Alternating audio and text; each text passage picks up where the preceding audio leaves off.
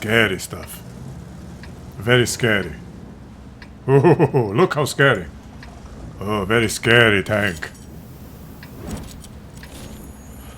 When you get hit by this tank, it's very scary. The shit barn. We're going to feature 2 tanks that are very scary in this game. Especially if you get hit by them. How you doing, guys? Welcome back. Hope you're having an absolutely fantastic day. It's a special day. It's Halloween. One of the greatest, most fun holidays in North America. Ooh, the goblins and the werewolves. Please, no suicide, says the leopard one. It is very scary. You want to see how scary it is? EBR is coming. King of Rage. And it's very scary. Very scary tank is aiming. He's chasing... EBR is chasing EBR and shit bar miss. Help, says the EBR. So, it's Halloween, guys. Look, and I gotta show you something. I grew this in my garden. I grew this one. And this one. I'm gonna carve them and get them ready for Halloween. This one's gonna be one of those. Right? And this one's gonna be like... Well, that's what we're gonna do.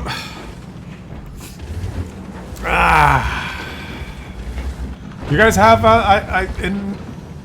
in Europe, I guess you don't do the Halloween thing. You're not Halloweeny. But in North America, it's like, hey, when I was a kid, that was the holiday, right?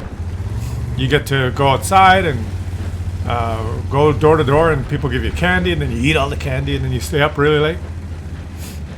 You sugar buzz, dress up, right? It's scary. You want to know how scary? Ooh, scary. Scary stuff. It's very scary. 1,289 damage worth of scary. Those were the good old days, guys. The good old days. In those days, I remember I was like 12 years old.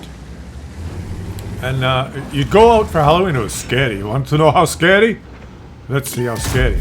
1,289 damage worth of scary. What? Guys, he took his first shot. He did 1,289 damage. He took his second shot. He did 1,289 damage. Now that is scary stuff.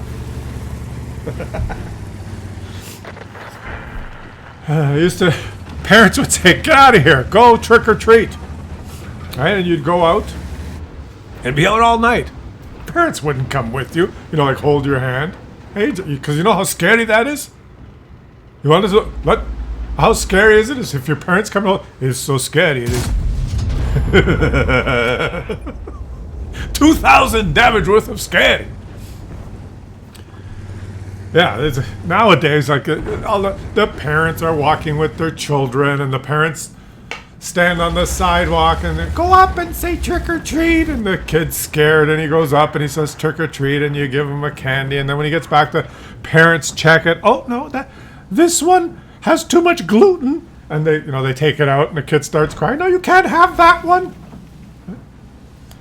When I was a kid, we'd go out and you'd get all sorts of things. You'd have the lady down the street in the corner would bake cookies. You'd get that. The other guy that wasn't, couldn't afford, the poor guy, the poor old guy, he couldn't afford candy, so he'd, like, in the fall, he would get a bag of apples on sale, and he'd give every kid an apple.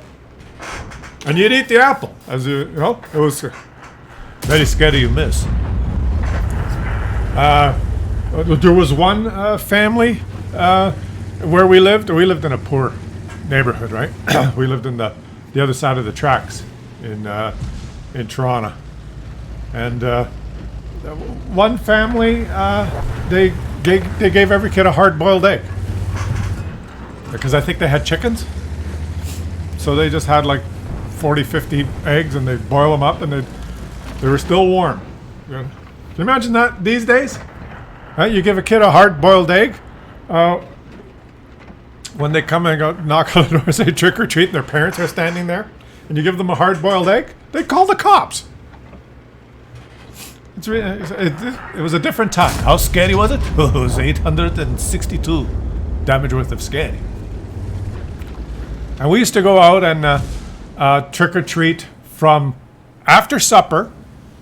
And you couldn't eat much, right? Because you're all excited, but you're going to go out trick or treat. You get with your friends, and then you go out right after supper, and you start going house to house to house. And you'd know, we knew, how scary was it? It was another 855. We knew the affluent neighborhoods. Like, we'd have to walk 10 blocks to get to where the more affluent people lived, to knock on their doors, because you'd get more candy. And you would get the hard-boiled eggs and stuff. You'd get, like store-bought shit, which we loved because it was pumped full of sugar. Stuff that we never had in our house because we were poor. And so you'd have to hike 3 miles to another neighborhood. And you'd have a bed sheet, a pillow, not a bed sheet, a pillow cover. You'd stick the candy in there. And you'd be carrying it on your shoulder like this. Walking around, it'd be dark. You'd go till probably 10 o'clock, 10:30, 11 o'clock at night. And all the other kids would be, how scary was it? It was very scary. Very scary.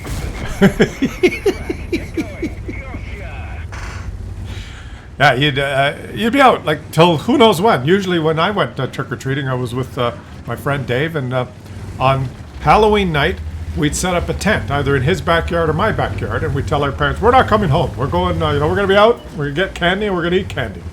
There's nothing you can do about it. And our parents were fine with that. Yeah, get out of here. No, we don't want you around. It was scary. 1,800 worth of scary.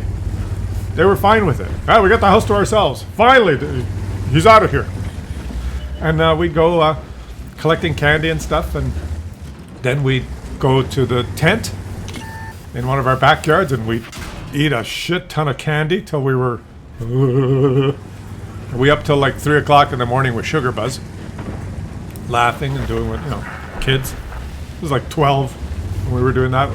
10, 11, 12 out till wake up at 8 o'clock in the morning and still in my whatever costume I was wearing.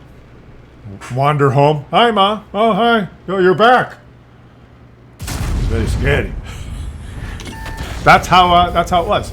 Nowadays, you lose sight of your kid for 30 seconds while you're out trick-or-treating. Where is he? He's dressed up as a rhinoceros.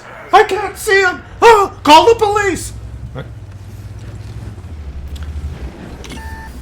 It was a different time. And yeah, I guess the kids have fun now. They do. It's more commercialized now. When we did it, it was it was real. It was very scary. How scary? 1,285 worth of scary. Very scary stuff. Did we miss the game? It was very scary. What's going on in here? It doesn't matter. You guys have Halloween stories? You used to go out. People from North America I'm speaking to. Your North American adventures when you're out Halloween. Oh! Someone leapt off the cliff. Very scary. It's a very scary game. Very scary, this tank, huh? Very scary. 11,014 damage. Let me tell you a true story of something that happened to me in Halloween while we watch another scary tank. It's a story that traumatizing experience that this is true. Okay, this is not comedy now. This is true. Myself and my friend Dave. I think we were 11. Might have been 11 years old, and it was Halloween. So we were going to go trick or treating, and we had a tent set up in Dave's backyard because we were going to go out, get candy, and have all the candy and eat it all, and then stay up all night. And our parents were like, they're 11, they'll be fine, right? So we go out trick-or-treating right after dinner, and we're out going house to house to house. First you do your neighborhood, then you expand the radius, then you come back and you dump your candy out in the tent, and then because it was heavy, and then you go to the more affluent neighborhoods and You know, we knew that we had our route planned for the evening. So we're out trick or treating. And in those days, it was different than it is today, right? The schools got involved, and we had they gave us this UNICEF box. You guys remember that? Those of you from North America that back in the day, the schools would give you it's like a little cardboard box with a slit in it, and it was collecting for UNICEF. It said on it, for charity, right? For UNICEF, and so all the kids at school would get these. And when you went out trick or treating, what you're supposed to do is get the candy for yourself, and you're gonna have fun for yourself and have a good time. But you had to try and help others. So you'd go trick or treat, and you'd get a candy, and then you'd shake your little box, and it had some change in it. And you'd say, collecting for UNICEF, and then usually people would have like a container full of the candy or boiled eggs or apples or whatever they gave you back in those days, oranges. And then they had a little like bowl of change, like pennies, nickels, dimes, right? And if you had a UNICEF thing, they'd put a little bit of change in there, and you'd collect. And then the day after Halloween, the next school day, you'd go to school and you'd bring your little UNICEF thing in, and you'd give it to the teacher, and she'd pour them all out on the table, and she'd say, oh, the whole class collected $65 for UNICEF, and then they come pick it up. And all the schools in the city, in the country, that was kind of the thing you did. So that's what we were doing, right? We're 11 years old. And we went to this one house, and I remember exactly vividly, because this traumatized the two of us, right? To this day, I'm telling you the story, this was decades ago. We go to this house, we're on our route, having a good time, all the kids are out, and we're doing the trick-or-treat. We get to this one house. We say, trick-or-treat, get the candy. Oh, you're collecting for UNICEF. And it was to us, an older guy, but it wasn't the people that lived there. I guess they were away, and it was probably their son. He was probably, I'm going to guess, like 20 years old. Not old, but not an adult, but obviously not mentally. I don't know. We'll finish the story here. And he said, oh, you're collecting money for UNICEF. Well, just a minute. Yeah, you guys, you're going to score big here. Just a minute. I'll go get some change for you. And we're like, oh, okay. We'll wait there. And he went back inside, and we waited like a minute and a half. And then he comes back to the door. He goes, oh, I got some change for you. And he was holding a frying pan.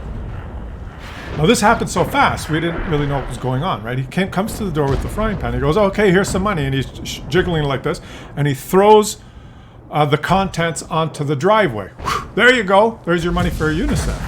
And he threw like there were quarters and nickels and dimes and pennies, probably $1's worth of change, like 20 different coins.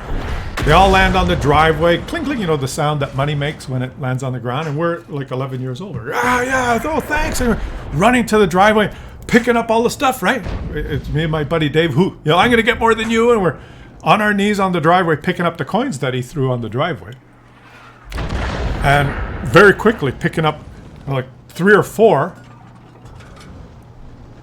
and it, your brain doesn't connect to your senses immediately, and it was like the third coin that I picked up, I dropped it and I go, and it turned out what he had done is he, I guess, had put the coins in a frying pan and heated them up on the stove so that they were burning hot.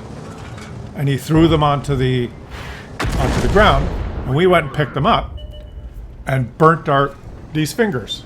The fingers you used to pick up. Completely burnt off the tips of our fingers so that they were, the skin was gone, like, I don't know, like 4th degree burns. We got blisters and bleeding, right? And he's at the door laughing, ha, ha, ha, ha, right? Laughing at us. Then he closed the door. And we're like, oh, what do we do? We kept trick-or-treating, right? We wanted to go get more candy. And we're kept going, and we're holding the bag with our other fingers, and we're trying to eat candy and stuff, but our fingers are bleeding and raw, and later we got blisters. And we kept, oh, we're just kids. What are we going to do? Like, we don't have cell phones. We can't call the cops. But it really hurt, right? And we're talking about it the whole rest of the night. We were really upset about it. Like, how could someone do that? And I'm saying, Dave, maybe we should tell your dad. Maybe your dad could come and get that guy. And he's like, oh no, we better not tell my dad, because if we tell my dad, he's going to get mad at me. If we tell my dad that happened, he's going to, he'll hit me with the belt. Okay. He goes, well, let's go tell your dad. And if we tell my dad, he'll get mad at me. He'll say, what do you want me to do? It's not my problem. It's your problem. It serves you right for going to that guy's house, right? Didn't you know that guy was an idiot? It was the mentality then. They would be bothered that, I've got a problem with the kids now. He says he's telling us a story about the guy heating up the money. Smack! Go to your room! That's what it was like, right? We couldn't call the cops. We don't have cell phones. We couldn't even go home and call 911. If you went home and started using the phone, your parents would get mad at you. What are you doing on the phone? Get off the phone! Because the phone was like in case you have to make an emergency call or someone dies, they might phone, right? You can't be on the phone. I'm not kidding, right? This is we're 11 years old. We don't know what to do, but our fingers are bleeding, and we trick or treated for hours. Then it was over. It was really dark. We go back to the tent, and we're in the tent. We're eating candy with these fingers. We're all buzzed on sugar, and we're talking about that fucking guy. That guy, man, can't believe it, right? And so what do we do? What did two 11-year-olds come up with? How do we get back at that guy? Like, that guy deserves to be. Can you imagine if it happened today? If it happened today, and our mommies would be on the sidewalk. Immediately, 911, there'd be like 7 police cars. Or there'd be a helicopter above the house with a spotlight. There'd be a SWAT team, with the blowhorns. We have the house surrounded. Please come out and surrender. It would be it'd be in the news, all over the news in the whole country, right? It would be imagine today if that happened. What kind of a story it would be on the media we have now. But two 11-year-olds at that time, what do we do? What did we do? We're sitting there in the tent. I said, Dave, okay, this is what we got to do. We got to get him back. I was kind of like the brains, and Dave was the muscle in those days, right? He was strong, that guy. Oh, he was strong. And I was like the kid that could come up with the plan, right? 11-year-olds level. I said, okay, we got to get him back. But we got to do it smart. We're gonna go get him back. We're gonna find some rocks and we're gonna throw rocks at his house. But we have to do it smart. It's late now. We don't hear anyone else trick-or-treating. There's no more cars. We didn't know what time it was because we didn't have watches, right? But it was probably like 1 or 2 o'clock in the morning, 2:30 in the morning. We couldn't sleep. There was not a peep going on. The street lights were on. It was dark, quiet. Everyone had gone to bed. We're in the tent in his backyard. So we go find some rocks. We go to his house. We throw rocks at the house. But then the cops are going to come and they're going to arrest us, or we're going to get in trouble. So after we throw the rocks, I have to run that way and you run that way, and we'll run around the big block. There was the little block and the big. We'll go around the big block and we'll meet in the school. We'll meet at the back of the school. And we'll wait there for about 20 minutes to make sure, if we hear sirens, we'll hide there. And then we'll come back to the tent. Okay. So 2 11-year-olds wandering the streets in Toronto, looking for rocks. And I found a piece of sidewalk that had broke, a big chunk of concrete sidewalk piece. And Dave found a nice big round rock, and we walked back to that because we know the house, right? We walked to his house. We're standing on the sidewalk in front of the house. 2 11-year-old kids at like 3 o'clock, 2:30, 3 o'clock in the morning. Parents don't have a clue where we are, right? After that incident. We're standing there, and we said, okay, you ready? I go this way, you go that way. 3, 2, 1. We threw our rocks. This is a true story. I'm telling you, true story. This is traumatizing for me, actually. My rock hit the 12-foot by 6-foot picture window in the middle center of the house, right through, shattered, smashed, huge noise, glass everywhere. Dave's rock went through the front, big double doors with the big window, went right through one of those, smash. We threw them hard as we could. Huge noise. We take off in opposite directions, running like scared, like gazelles, running through the savannah of Africa with a lion chasing us. Went around the blocks, went to our school, out in the back, where in the alcove where we used to play handball, under, kind of behind, no view from the street, out of breath, meet there. Oh yeah, we got it. Wait there, we gotta wait. We might hear sirens. Something's gonna happen. We're in big trouble now. Just don't, we can't let anyone see us. 11 years old. We wait about, 10, 15, 20 minutes in the back of the school. And then we slowly make our way back to the tent. We crawl into the tent with blisters starting on our fingers, and we got them back. That's what we did. That's a true story. That's the one out of the poor lady down the street that gave us hard-boiled eggs.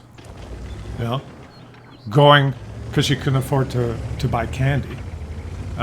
Contrast that with this demented, sick fuck. That I guess now he would be. No, he was probably 20 at that time. We were 11, so I don't know how old he would be now. I guess I could, now. Imagine how much it affected us, because we became jaded after that. Like we were like, oh, we have to worry about people hurting us. We didn't know that up to that point. But now, decades later, we still remember that story, right? Let's just end the game here on a very scary show. But I guess I could check into records of because I know where I used to live, and I know pretty much the house, and I could look up the sales history of the house through a real estate agent, find out who lived there in those days, what their the family name and what the son's name. I could track down who it was, right? That would be easy to do today.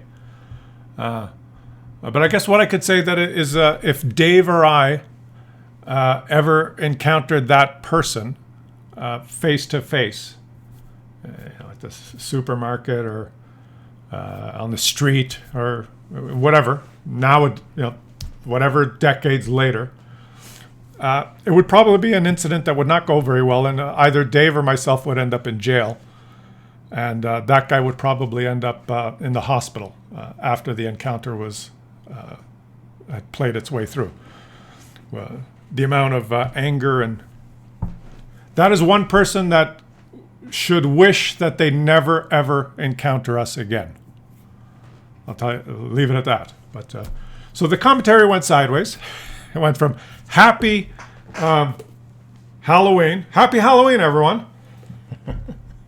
So it was my favorite holiday because we used to run around and be kids and have fun and get candy and just have a fantastic time.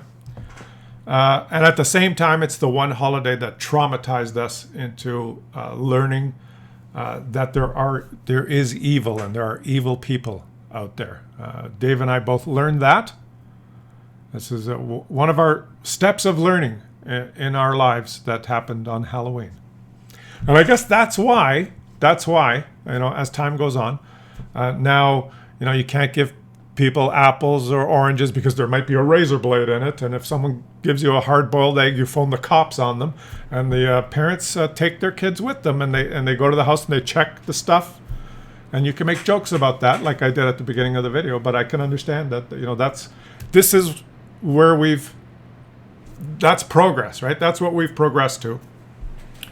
The innocent days that we had where we could just, go out. I'll see you tomorrow. You kids have fun. Wandering around the streets of Toronto, a city now of 3-4 million people, wandering around the streets, 2 11-year-old kids with no not a worry in the world. Parents, oh, the kids are gone. We can have a glass of wine now, right? Those days are gone. And this is what we have now. Anyway, that's my story, guys. It's the Halloween. Like, guys, the title of the video, scary stuff, right? There's always a twist in Klaus Kellerman videos. And I got to tell you, I had no idea that I was going to tell that story when I started the video. That's how my brain works. You know, it could have been just a funny video, but the Halloween, it always makes me think of it. So maybe I'll give my buddy Dave, who still lives down in Toronto. So I haven't talked to him for quite some time. Maybe I'll give him a call and we'll reminisce about that.